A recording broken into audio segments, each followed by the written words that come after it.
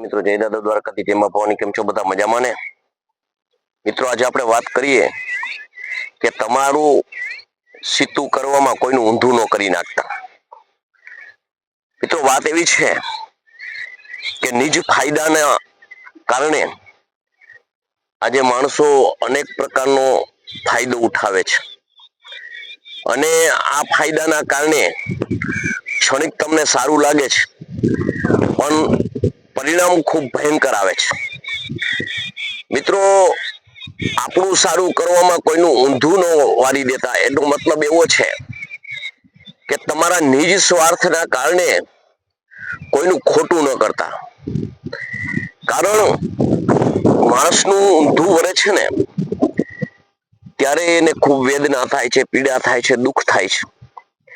માણસ ખૂબ જલુમા મારે છે, ભગવાન પાસે પ્રાર્થના કરે છે, બંદગી કરે છે, હે ભગવાન આવા વકર્મો મેં નથી કર્યા છતાં મને આવી સજા કેમ મળે છે. આજેની વેદના, પીડા, દુઃખ, દર્દ જે છે ને એની ઈશ્વરના ચોપડે નોંધ લેવાય છે અને એ નોંધ છે ને એ ક્ષણે ક્ષણની જે ભગવાન હિસાબ રાખે છે અને એ હિસાબ યોગ્ય સમય આવે ને ત્યારે વળતર સહિત આપે છે.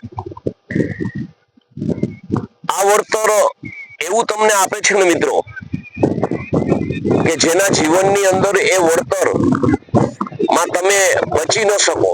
તમારે ન જોતું હોય તોય તમે જે કોઈનું ઊંધું વારવા માટે જે કૃત્ય કર્યું છે અને એ તમારા ખાતામાં જમા થયું છે પાપ કર્મ,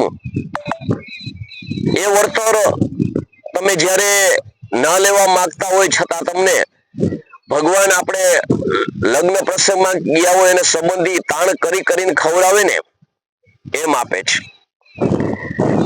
જીવનમાં હર હંમેશના માટે માણસની વૃત્તિ છે ને એ માણસના કર્મ નક્કી કરે છે અને કર્મથી માણસ એની ગતિ અને અધોગતિ મેળવે છે. કર્મ તમારું સારું હોય, બુદ્ધિ તમારી સારી હોય અને તમે જીવન માનવ રીતે જીવતા હોય તો વાંધો નથી, પરંતુ કોઈનું ઊંધું વાળવા માટે જો તમે કોઈ દી પ્રયત્ન કર્યો છે તો યાદ રાખજો કે એક દિવસ તમારું ઊંધું વરસે ને એ વર્ષે એના વ્યાજ સહિત વરસે. તમે કોઈ પણને ઉશ્કેરાટ કરો, તમે કોઈ પણને તકલીફ આપો, તમે કોઈ પણ વાત વધારીને કરો, તમે જાણો છો ભૂતકાળની અંદર ઇન્દ્રપ્રસ્થ થી અર્જુન અને દ્રૌપદીને બધા જ્યારે આવ્યા ત્યારે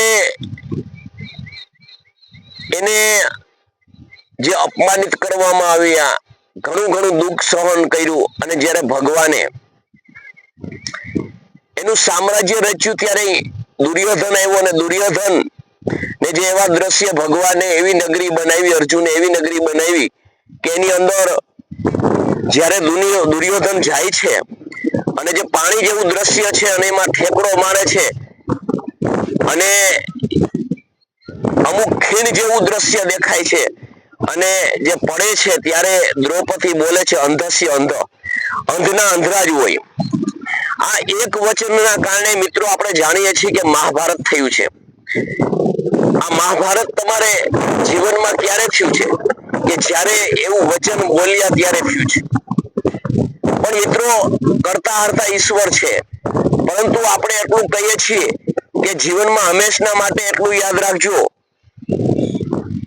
કે કોઈનું ચિત્તું હોય, કોઈના કર્મ સારા હોય, કોઈની પ્રગતિ મળતી હોય તો એને જોઈને દુઃખી ન થશો અને કદાચ ને તમારા મનમાં ગમતું ન હોય, પીડા થતી હોય તો એ પણ કર્મ ખરાબ જ છે, છતાં પણ એટલું કહું છું કે એના હિસાબે એનું અહિત થાય ને એવું ન કરશો. કારણ કે અહિત જ્યારે આપણે કોઈનું ઈચ્છી છે ને ત્યારે અહિત આપણું ખુદનું જ થાય છે. જેવી વૃત્તિ હોય ને એવું ઈશ્વર આપવા બંધાયેલ છે. કર્મ કર્યા વગર કઈ મળતું નથી. સુતેલા હરણના મુખની અંદર, ઓલા સુતાસિંહની મુખની અંદર હરણ પ્રવેશતા નથી ને તો એને પણ દોડવું પડે છે, એને પણ કર્મ કરવું પડે છે. એટલે જીવનમાં જે જેને મળે છે, જે જે કંઈક મેળવે છે, એના પોતાના કર્મનું મેળવે છે, પોતાનું મહેનતનું મેળવે છે, પોતાના નીતિમત્તાથી મેળવે છે. પણ એ નીતિમત્તાનું તમને દેખાતા દાજ થતી હોય અને એના કારણે તમે જે જે કૃત્ય કરો છો, જે જે પાપ કર્મ કરો છો, એનું ઊંધું વાળવાનો પ્રયત્ન કરો છો ને, ત્યારે એક દિવસ યાદ રાખજો કે ઊંધું આપણું ખુદનું જ વરે છે. કર્મ હંમેશા માટે માણસની આગળ હોય છે. આપણે કોઈ પણ વિચાર દ્રષ્ટિ જીવનમાં લાવીએ ને ત્યારે સૌ પ્રથમ આપણી બુદ્ધિ અને મન જે વિચાર દ્રઢ કરે છે ને એના પહેલા કર્મ નિશ્ચિત થઈ જાય છે.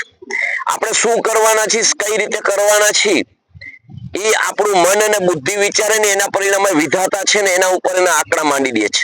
એટલે જીવનમાં હંમેશા માટે કોઈનું ઊંધું વારવા માટે પ્રયત્ન જો કરતા હોય ને તો યાદ રાખજો ખુદનું ઊંધું વરી જશે.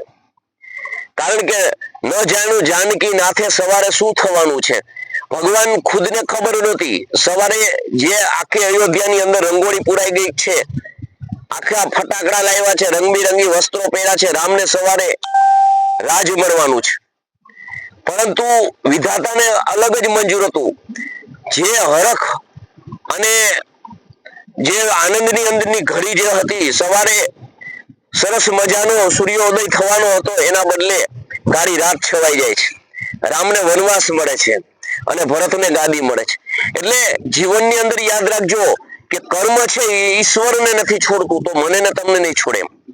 મારે ને તમારે કઈ મેળવવું હોય તો કઈ કરવું હોય તો તમારે શુદ્ધ કર્મ કરવા પડશે. તમે મજૂર હોય કે માલિક હોય, તમે ગમે તે હોય, પણ તમે કર્મથી બંધાયેલ છો. કર્મનો કોઈ રાજા નથી. એમ કર્મ છે ને એ શ્રેષ્ઠ છે. કર્મથી ગતિ છે ને કર્મથી અધોગતિ છે. તમે જીવનમાં હંમેશા માટે એટલું જ યાદ રાખજો કે નીતિમત્તા ચૂકશો એટલે જીવનની અંદર ગયા તમે. જીવનની અંદર તમારી મનમાં કોઈ ખરાબ વિચાર આવ્યો, તમારા જીવનમાં કોઈ તમને એવું થયું કે ભાઈ આપણે તો આમાંથી પારંગત થઈ જશું, આપણે બુદ્ધિશાળી છીએ, આપણી બુદ્ધિનો ઘમંડ હોય, પણ બુદ્ધિ બનાવનાર ઈશ્વર છે, બુદ્ધિ બનાવનાર ભગવાન છે, બુદ્ધિ બનાવનાર ત્રિલોકનો નાથ યોગેશ્વર છે. તો આપણે કઈ રીતે આપણે આવું કરી શકીએ એમ. એટલે હંમેશા માટે મિત્રો યાદ રાખજો કે કોઈનું ઊંધું વારી દેવું છે, આવું જીવનમાં તમારે મગજમાં હોય તો એ તમારો બાહ્યાત વિચાર છે, ખોટો વિચાર છે. કારણ કે ઊંધું અને ચીતું કરનાર આપણા કર્મ છે. ઈશ્વર પણ આપણું ખરાબ નથી કરતો. ભગવાન સૌનું ભલું કરવા જ નીકળો છે, પણ ભલું અને ખરાબ આપણા કર્મ કરે છે. કોઈનું લઈને અને કોઈને દેવું નહીં, કોઈને દુભવી અને કોઈનું પડાવી લેવું, કોઈને આને છેતરપિંડી કરવી, આ બધા વસ્તુ છે ને કર્મ તમારા લખાય છે અને એના હિસાબે આ વસ્તુ બધી થાય છે. તો મિત્રો મારો આ વિડીયો તમને કેવો લાગ્યો કોમેન્ટ કરીને જણાવજો. જય માતાજી, જય દાદા દ્વારકાધીશ, જય માં ભવાની.